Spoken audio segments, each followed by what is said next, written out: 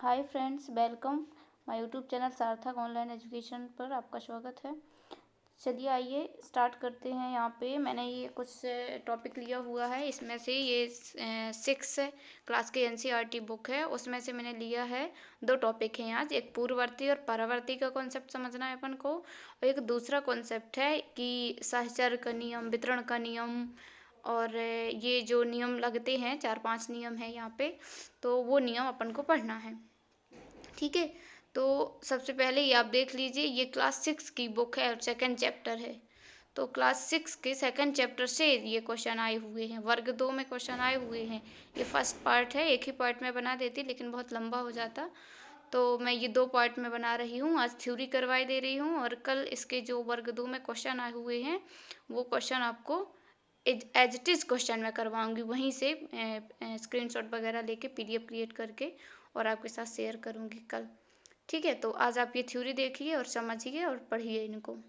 आपके पास बुक हो तो बुक से पढ़ सकते हैं, और बुक नहीं है तो इससे पढ़ सकते हैं। तो चलिए आइए स्टार्ट करते हैं। यहाँ पे कॉन्सेप्ट है ये कि पूर्ववर्ती और परवर्ती, ये इनका क्या मतलब है। पूर्ववर्ती मीन्स होता है पहले, पूर्ववर्ती मीन्स होता है पहले, और परवर्ती मीन्स होता है बाद में। क्या? बाद में। तो परवर्ती के और भी नाम हैं। परवर्ती के, ये पूर्ववर्ती का तो एक ही नाम है, ठीक है। परवर्ती का क्या है, एक ही नाम है। लेकिन जो परवर्ती है, परवर्ती के और अनेकों नाम हैं। इसको अनुवर्ती भी बोल सकते हैं। परवर्ती को बता रही हूँ, ध्यान रखिएगा। इसको अनुवर्ती भी बोल सकते हैं, परवर्ती तो बोलते ही हैं, और एक परिवर्ती बोल सकते हैं, परिवर्ती बोल सकते हैं, और इसे उत्तरवर्ती भी बोल सकते हैं, उत्तरवर्ती। इनके ये अनेकों नाम हैं, आप लोग नोट करिएगा। ये जो जिनके ज़्यादा नाम रहते हैं उसी में ही फंस जाते हैं, तो ये नाम याद रखिएगा। परवर्ती, अनुवर्ती, परिवर्ती और उत्तरवर्ती, ये दोनों परवर्ती के ही नाम हैं, ठीक है। तो यहाँ पे कॉन्सेप्ट क्या है कि पूर्ववर्ती में क्या करना है, एक माइनस करना है, और परवर्ती में क्या करना है, एक प्लस करना है। किसी भी नंबर पे, यदि किसी भी नंबर पे पूछता है कि जैसे 2 पूछा, 2 का पूर्ववर्ती क्या है, तो इसका पूर्ववर्ती -1 करके 1 बता देंगे, ठीक है।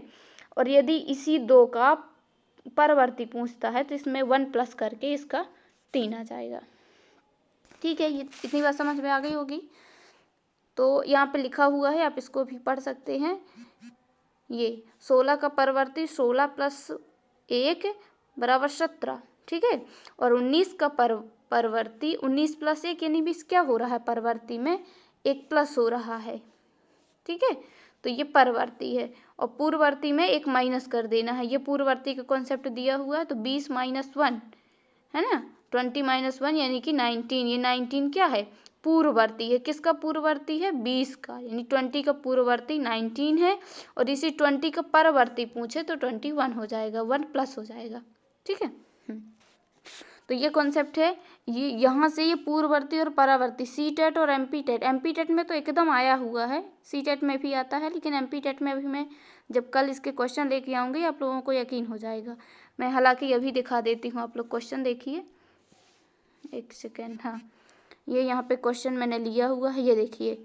ये क्वेश्चन दिया है कि ये नंबर दिया हुआ है, इसका पूर्ववर्ती भी पूछा है, पूर्ववर्ती और परवर्ती। पूर्ववर्ती यानी 1 माइनस, और परवर्ती मीन्स 1 प्लस, है ना।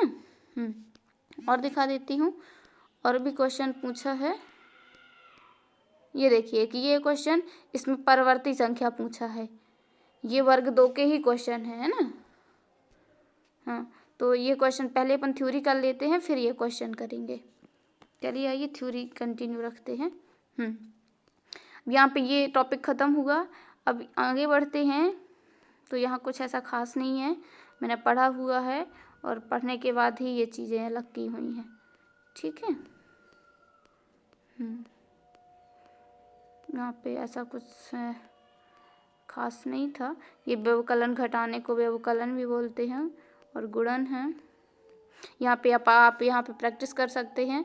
ये दिया हुआ है परवर्ती और पूर्ववर्ती, इन दोनों को स्क्रीनशॉट लेके ये क्वेश्चन लेके प्रैक्टिस कर सकते हैं। क्वेश्चन दिए हुए हैं, ठीक है।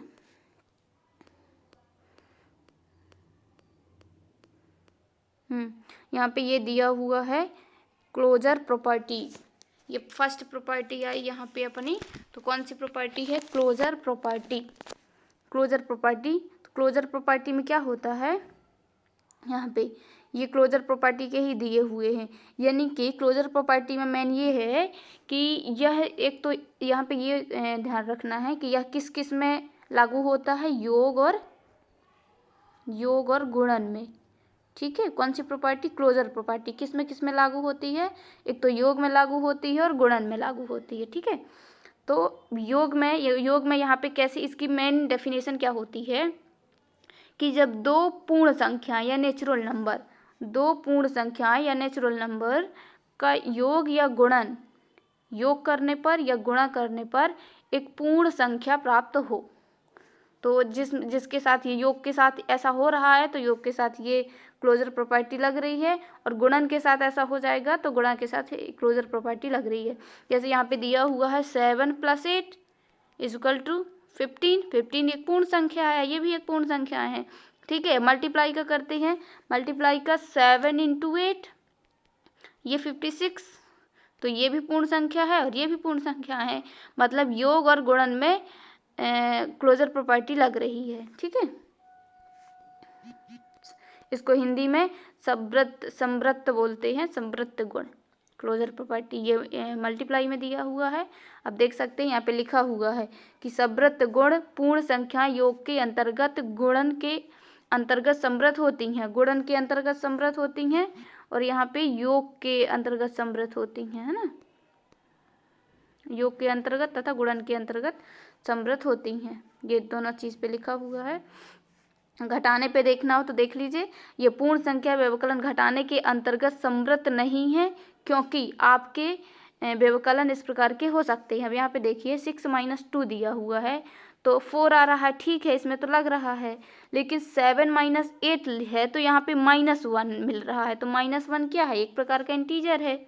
ठीक है, तो ये पूर्ण संख्या नहीं है, इसलिए यहाँ पे नहीं लग रहा है। प्लस का होता तो हो जाता, ये -1 आया इसलिए ये इंटीजर है, ये पूर्ण संख्या नहीं है, इसलिए घटाने पर भी क्लोजर प्रॉपर्टी नहीं लगती है।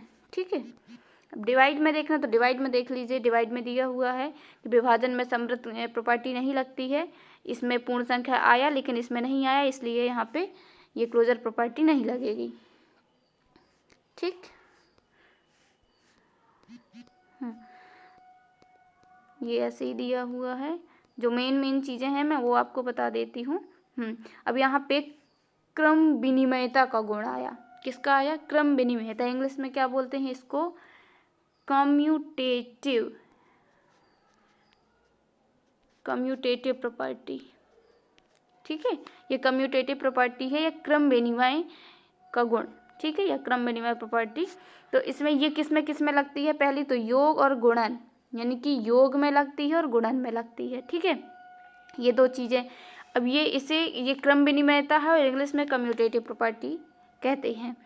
अब ये तो पूर्ण संख्या, इसमें क्या होता है? पूर्ण संख्याएं हों, ये भी ध्यान रखिएगा, इसमें पूर्ण संख्या पर दिया हुआ है, पूर्ण संख्याएं, प्राकृत संख्याएं, पूर्ण संख्याएं हों, प्राकृत संख्याएं हों या पूर्णांक हों, ये इन सब में क्रम विनिमयता का गुण योग और गुणन में लगता है। यहाँ पे दिया हुआ है, इसको ऐसे ही बोलते हैं। यदि रूल्स आपको पढ़ना है, मैं योग का बता देती हूँ। योग में जैसे ये 3 + 2 2 + 3 बराबर हैं, यानी कि a + b = b + a, ये फार्मूला बनता है इसमें योग के उसमें, कि इसमें अब इसमें क्या बोलेंगे कि योग के लिए क्रम विनिमयता का गुण लगता है। ठीक है, क्यों? क्योंकि इसका मान बराबर होगा, इसका मान बराबर होगा। यदि वैल्यू भी रखना चाहते हैं तो ये है 3 + 2 5 हुआ, बराबर 2 + 3 5 ही हुआ, है ना, तो यहाँ पे ये फॉलो होता है। नेक्स्ट पे चलते हैं। अब अच्छा, इसी में गुणन के लिए देखना है तो गुणन के लिए भी देख सकते हैं, तो प्लस में लगता है और गुणन में लगता है, तो गुणन में वही हो जाएगा, a × b = b × a। अब वैल्यू पुट करेंगे तो 3 × 2 यानी 6 = 2 × 3 6, वही तो हुआ ना, मतलब गुणन में और योग में क्रम विनिमयता का गुण लगता है। ठीक है। और ये ध्यान रखना है क्रम विनिमयता का गुण कैसे लगता है, a into B, B into A plus B या बी प्लस ए, एक दूसरे के बराबर होते हैं। अब डाउट हो सकता है, आप लोग ये नोट करते चलिएगा, आगे अभी डाउट होगा तो डाउट नहीं रखना है, ठीक है।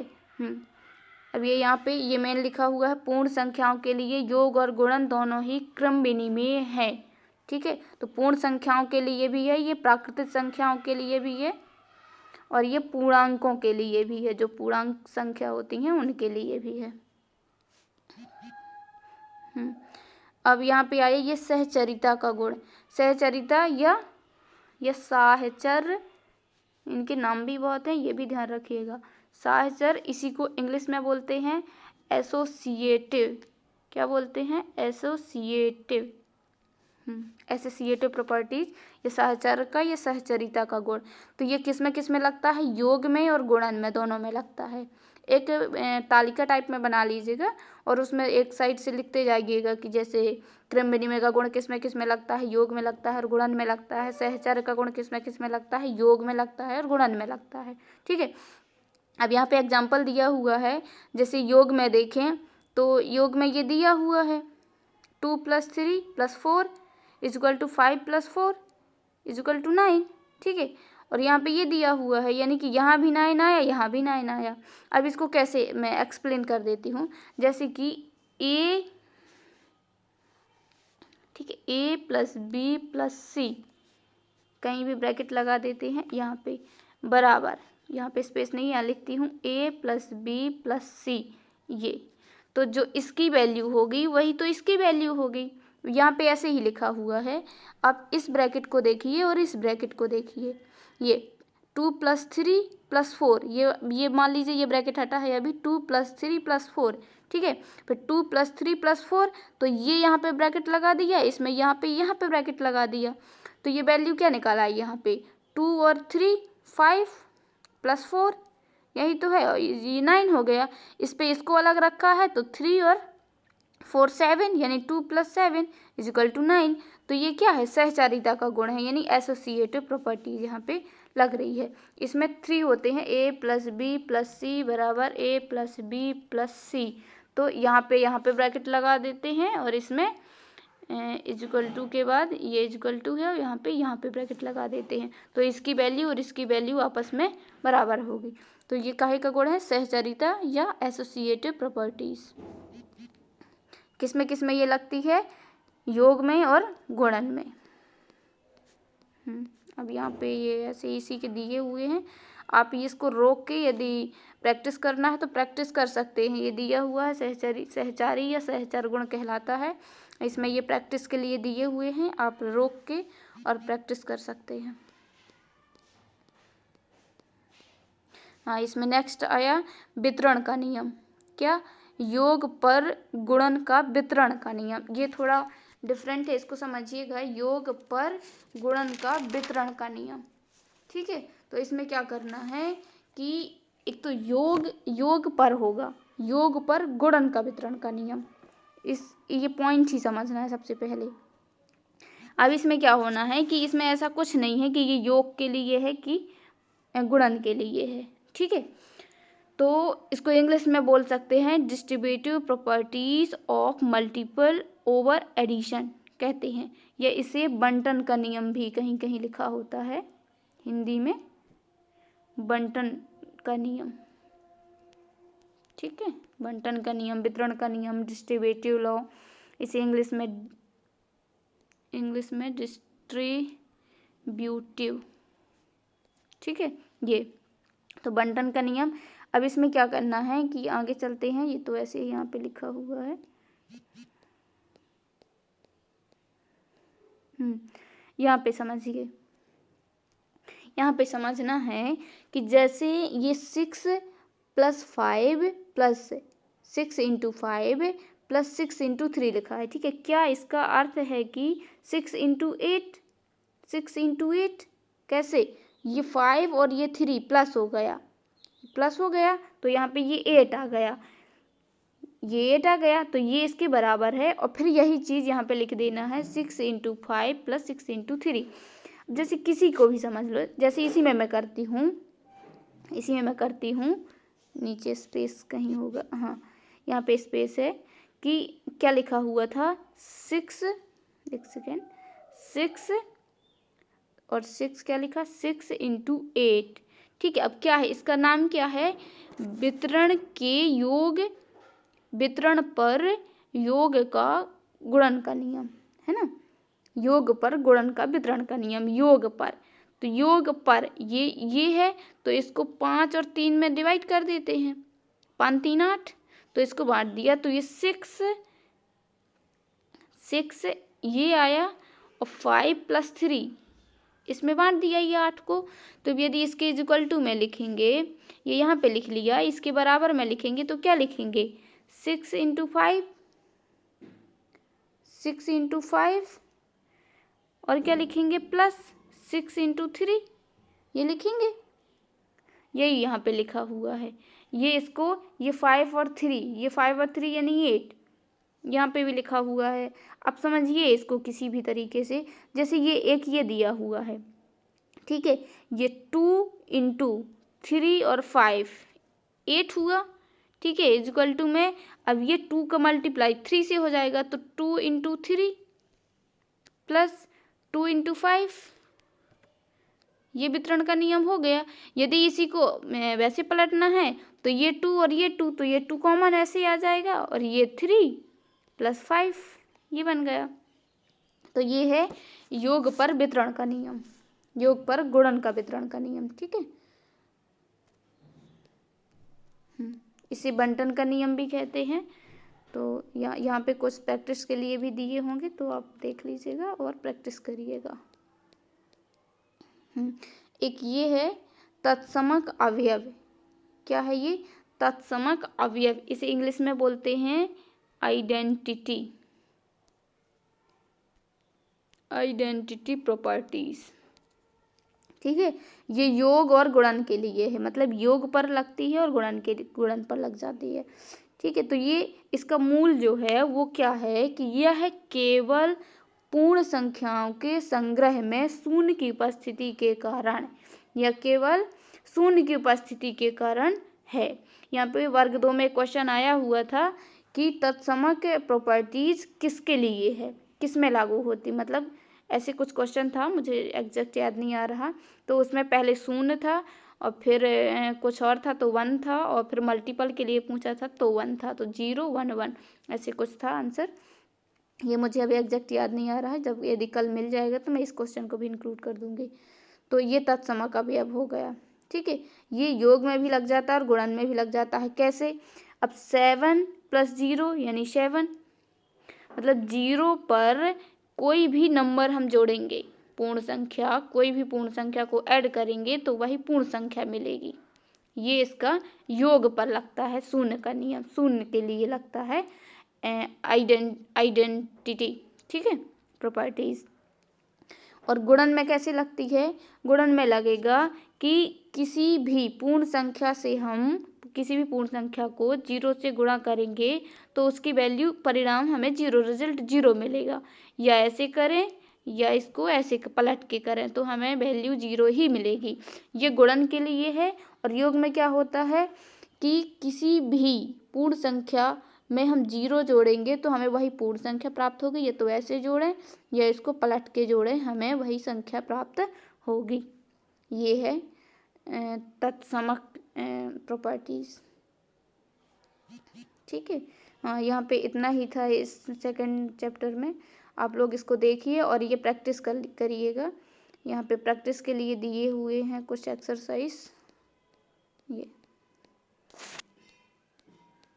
इसके क्वेश्चन मैं कल लेके आऊँगी, जो क्वेश्चन वर्ग 2 में पूछे हुए हैं तो वो सभी क्वेश्चन मैं लेके आऊँगी। ये प्रतिरूप, ये पैटर्न टाइप में क्वेश्चन, पैटर्न में ये सीटेट में आया हुआ था, सीटेट में आते हैं इस टाइप के पैटर्न टाइप में क्वेश्चन। ये देखिए, ये जिसने सीटेट के पेपर दिए होंगे तो वो बिल्कुल समझते होंगे कि हाँ ये पैटर्न के क्वेश्चन यहीं से आते हैं, कहीं ज़्यादा दूर भागने की जरूरत नहीं। बताइए वर्ग 2 में क्वेश्चन ये क्लास 6 की बुक से आए हुए हैं, जो कोई ध्यान दिया होगा तो बना होगा, जो नहीं दिया होगा तो नहीं बना होगा।